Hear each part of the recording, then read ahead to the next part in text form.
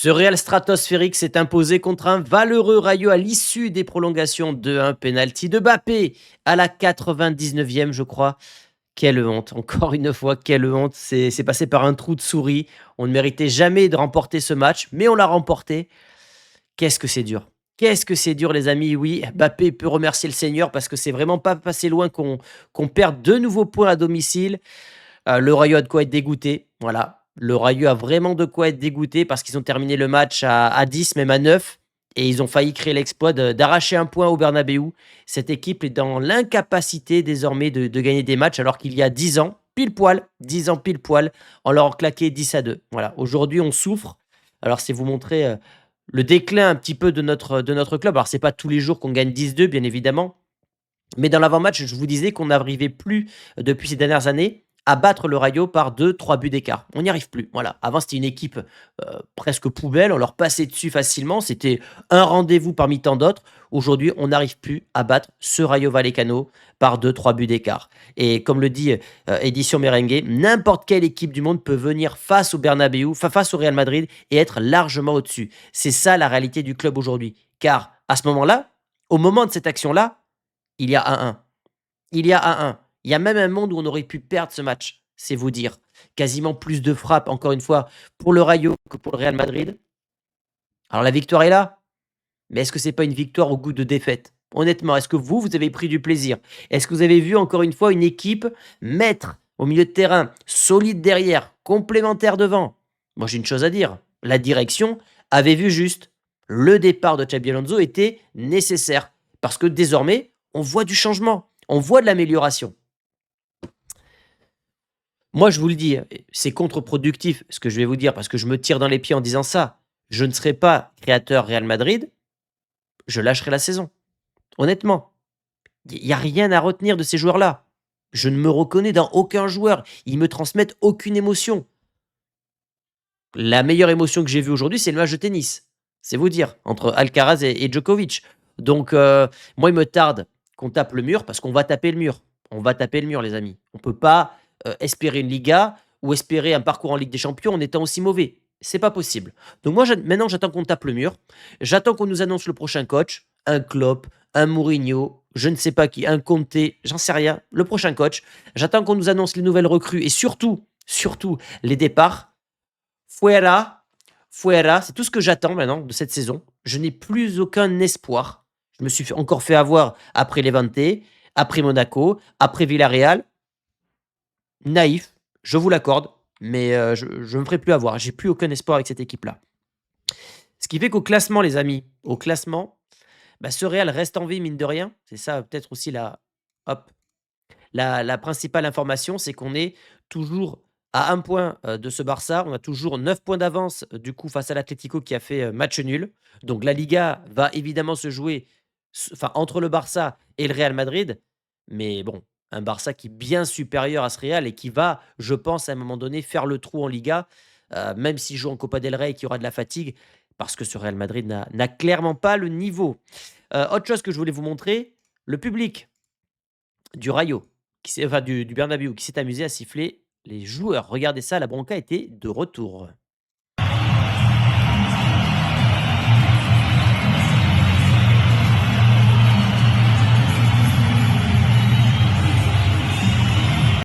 C'est la seule bonne vidéo que j'ai trouvée et encore on était à l'échauffement, mais il y a eu des sifflets sur Pérez. Pérez qui a été sifflé par les supporters et qui était très nerveux aujourd'hui, je trouve, Florentino Pérez. Les amis, on a dépassé les 70 000 abonnés sur Insta. Merci à tous. Vous pouvez me suivre puisque demain, je répondrai à toutes vos questions aux alentours de midi, 12h30, comme d'habitude. Donc, pour me poser vos questions, c'est très simple. Vous allez sur Insta, vous vous abonnez, vous cliquez sur la story où il y aura écrit vos questions.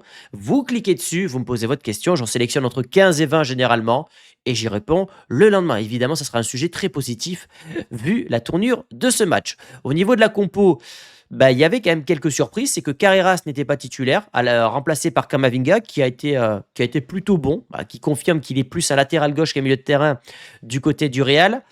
On a eu Asensio Hussein avec la sortie prématurée d'Asensio. Est-ce qu'il est blessé? Est-ce que c'est pour le préserver? Aucune idée, mais il est sorti. Et toujours pas de Rodrigo titulaire, qui est véritablement le grand perdant de l'ère Arbeloa, puisque Franco Mastantuono était une nouvelle fois titulaire. Un match qui a commencé tambour battant, bah, côté Rayo évidemment, avec encore une fois un marquage très laxiste, j'utiliserai ce terme, de la part de Camavinga. La frappe passe juste à côté. Et puis évidemment, la grosse aussi news à retenir, c'est la blessure de Bellingham. Voilà, j'ai dit ça, ça m'a valu quelques critiques. Bellingham n'ira pas au mondial, rythme de vie sombre lié à sa consommation d'alcool, ses sorties en boîte, etc. Blessure à répétition, niveau très moyen depuis un an. Alors les blessures à répétition, j'ai peut-être exagéré un petit peu, je vous l'accorde, mais il avait son épaule déboîtée. Je crois qu'il s'était fait un truc aussi à la cheville. Et là maintenant, il y a la cuisse. Ce genre de claquage, généralement, évidemment, on va pas faire. C'est lié au train de vie. Voilà. Donc après, on verra, mais c'est sûr que c'est dur pour lui parce qu'on va le perdre pour le prochain match. On n'aura pas Vinicius aussi qui a été suspendu. Mais voilà, et d'après les dernières informations, il souffre d'une élongation aux ischio-jambiers de la jambe gauche. Des examens complémentaires seront effectués prochainement et on connaîtra évidemment son indisponibilité précise. Et ce qui est inquiétant, c'est ça. Cette image qui nous a été partagée par le DAZN espagnol, où en gros il se tenait déjà à l'arrière de cette cuisse gauche avant de jouer le match. Mais vu que c'est une star, vu qu'ils ont des privilèges, bah, ils doivent jouer. Est-ce que c'est vraiment sérieux de faire ça? Voilà. En une image, en une image, vous avez l'explication de pourquoi ce Real va mal.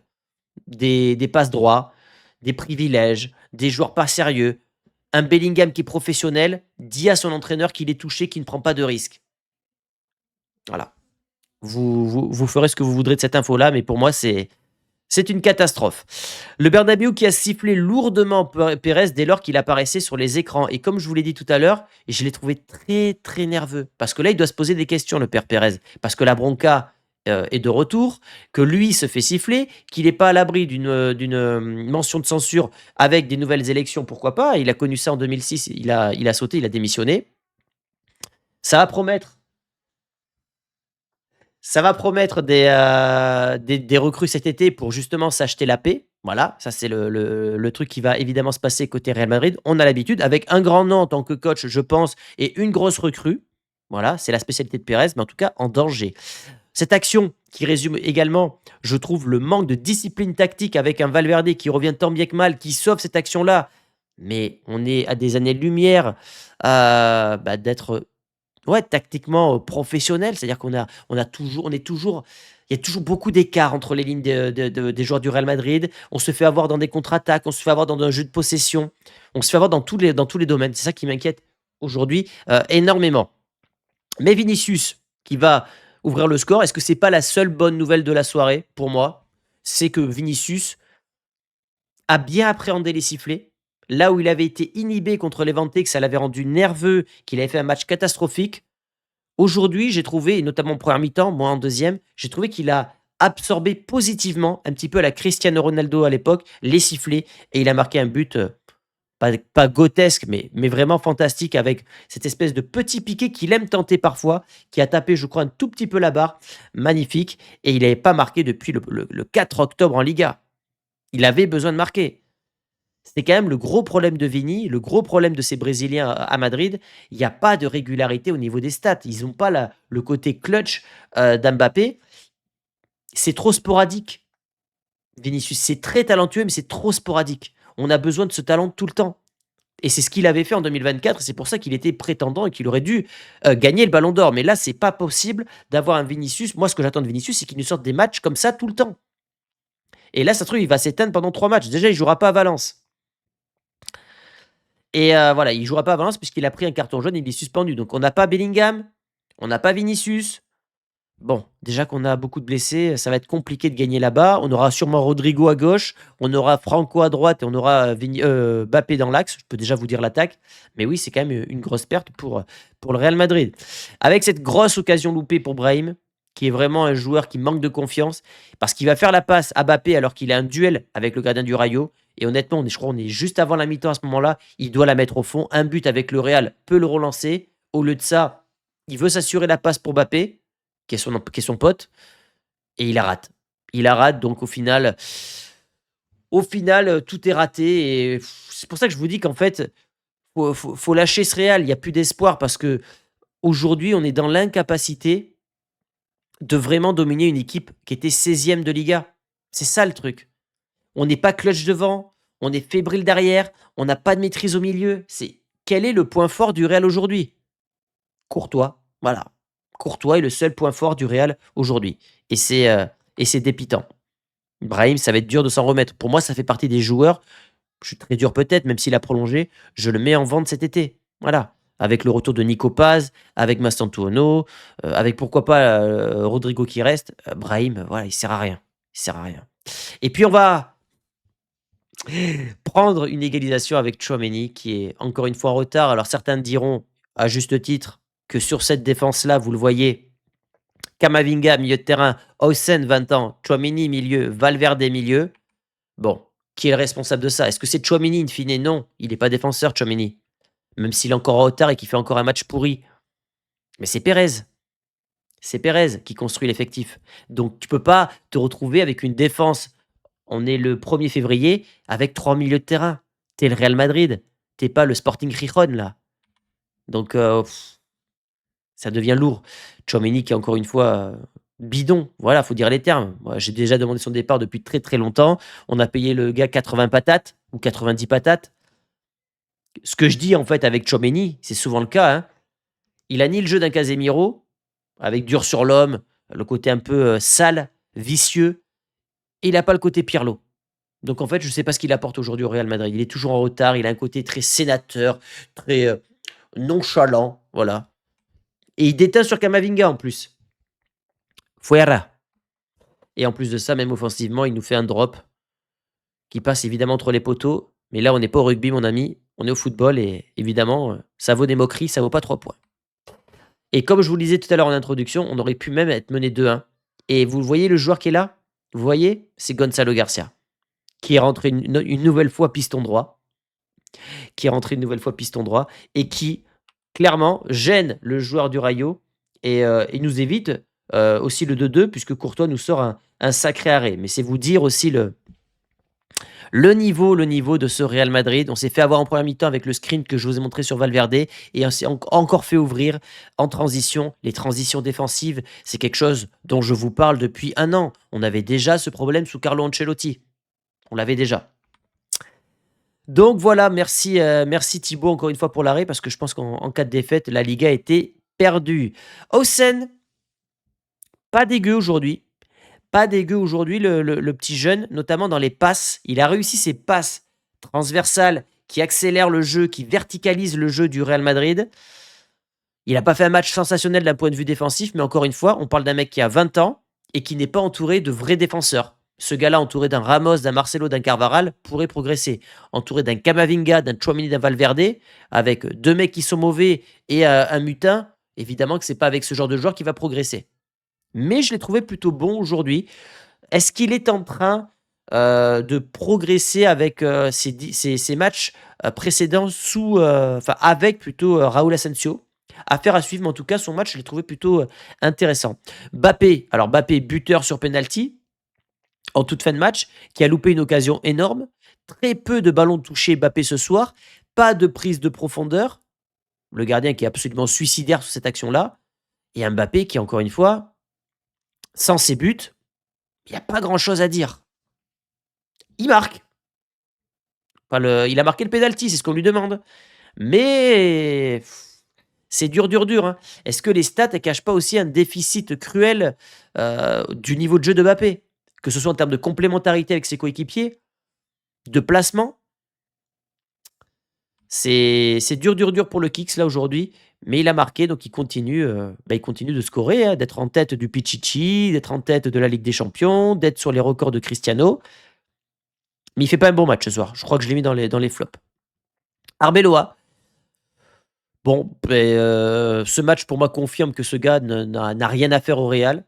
Je suis déçu qu'il soit arrivé si tôt au Real parce que je reste persuadé que ce gars-là avait le profil pour être un jour entraîneur du Real Madrid, mais dans 3-4 ans, histoire qu'il se fasse vraiment les dents du côté du Castilla, parce que j'avais adoré son boulot chez les jeunes. Mais là, j'aime pas. J'aime pas. J'aime pas ses conférences, j'aime pas ses choix, j'aime pas ses remplacements. Le grand perdant avec Arbeloa, c'est Rodrigo qui était ton meilleur joueur en décembre. On sent qu'il veut faire l'inverse dans quasiment tout de ce que faisait Xabi Alonso. Bah, forcément, les résultats les résultats sont pas forcément beaucoup, plus impressionnants, quoi. Voilà, donc ouais, Pour moi, Arbeloa, les chances qu'il reste entraîneur, ça me nuise, jour après jour. Je dirais aujourd'hui moins de 10. Au niveau des stats et ça c'est rigolo, vous allez le voir, statistiques, est-ce que vous les avez? Ouais. Ils ont quasiment alors, parce qu'on a beaucoup frappé au but en fin de match, mais avant le dernier quart d'heure, ils avaient plus de frappes que nous dans la rencontre. On a quasiment autant de frappes cadrées qu'eux. Alors la possession là, les XG on les a, encore heureux, mais au niveau des frappes cadrées, ils nous ont tenu tête. On concède beaucoup trop de tirs pour une équipe à domicile. En fait, c'est ce que je vous disais tout à l'heure en début de vidéo. Aujourd'hui, n'importe quelle équipe peut venir au Bernabéu, nous regarder dans les yeux et nous dominer parce qu'on n'est pas capable de dominer nos adversaires. Et ça s'est confirmé aujourd'hui avec un Rayo qui est mauvais, qui est resté sur 3 défaites, qui est 16e de Liga et qui pourtant a failli gagner cette rencontre. Et encore une fois, on a eu des prolongations qui nous ont permis de gonfler ces stats-là, mais sinon, le Rayo aurait terminé la rencontre avec plus de frappes que nous. Voilà. Là, c'est les frappes. Les duels, on les a gagnés, c'est quand même pas mal. Mais bon, rien de très glorieux aujourd'hui. Au niveau de mes tops, j'ai mis Hausen, j'en ai parlé tout à l'heure, je ne vais pas revenir là-dessus. J'ai mis Vinicius, plus pour ses 45 premières minutes et surtout le caractère qu'il a eu aujourd'hui, plus le caractère qu'autre chose. Et Camavinga, parce que Camavinga, aujourd'hui, en tant que latéral gauche, même si à un moment il s'est un peu disputé avec Vini, il est toujours plus intéressant qu'au milieu de terrain. Est-ce que le Real doit le garder? Pour moi, non. Pour moi, ça doit partir aussi. J'ai pas compris par rapport à Carreras. Est-ce que c'est pour reposer Carreras? Est-ce que c'est pour lui donner de la concurrence? En tout cas, Fran Garcia a totalement disparu des radars. C'est un peu logique. Mais Camavinga qui a été plutôt bon aujourd'hui. Au niveau des flops, j'ai mis Bappé. C'était avant son penalty. Avec son penalty, je peux évidemment revoir mon jugement parce que ça reste un but, mine de rien. J'ai mis Brahim. Voilà. Inutile. Fantomatique. Il sert à rien. Pas de caractère. Touché mentalement, bah pareil, ça doit partir. Et puis j'ai mis Tchouaméni parce que Tchouaméni n'est pas bon. Voilà. J'ai presque envie de vous dire que son meilleur poste aujourd'hui, c'est un poste de défenseur central. Au milieu de terrain, il ne me convainc toujours pas. Et ça fait 4 ans qu'il est là. Oui, parce qu'il est venu 1 an après Camavinga. Donc ouais, ça fait 4 ans qu'il est là. Et il a toujours pas progressé.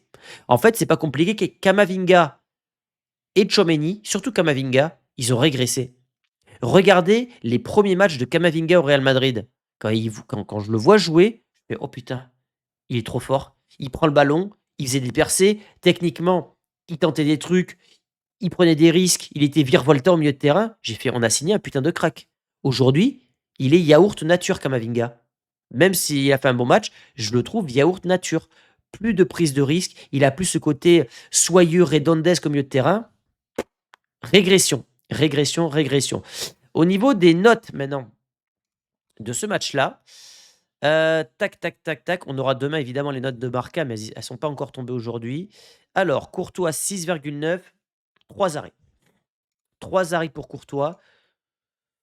Il prend un but, est-ce que sur le but, il est vraiment responsable? Il peut faire mieux. Il peut faire mieux sur le but, mais non, il en sauve une belle là, notamment celle-là. Donc, moi je l'ai trouvé plutôt correct. Valverde, homme du match. OK, j'ai pas vu le même match, mais bon. Pourquoi il a été nommé homme du match? Dribble réussi, passe longue réussie. Bon, moi j'aurais mis un 7, voilà. Bon, Raúl Asensio est sorti à la mi-temps, c'est pas on va pas le regarder. Hausen était bien, donc ça confirme ce que j'ai vu, ça c'est cool. Hausen a bien joué. Moi, ce qui m'intéresse avec Hausen, c'est les duels. Toujours ces duels aériens, c'est dingue, hein. Le mec mesure 1,96 m. Chaque fois que je regarde ses stats, c'est pour ça que je regarde les stats, il remporte aucun duel aérien. C'est fou, quoi. C'est fou. Camavinga très bien noté, donc ça, OK, ça me rassure par rapport à mes tops.